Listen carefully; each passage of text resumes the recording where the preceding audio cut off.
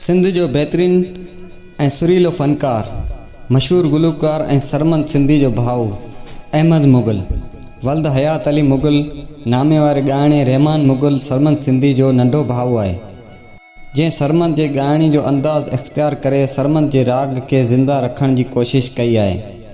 अहमद मुग़ल 1 मार्च 1968 ईस्वी ते पिरियालो ज़िले खैरपुर मीरस में ॼाओ। प्राइमरी खां मैट्रिक ताईं पिरियालो में पढ़ियो।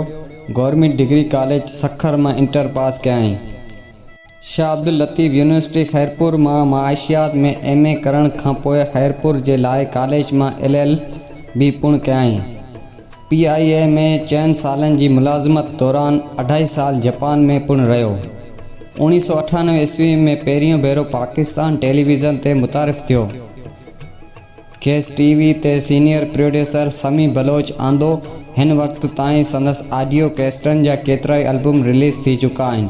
KTN ऐं ॿियनि चैनलनि जे पुर मक़बूल फ़नकार बणियल आहे।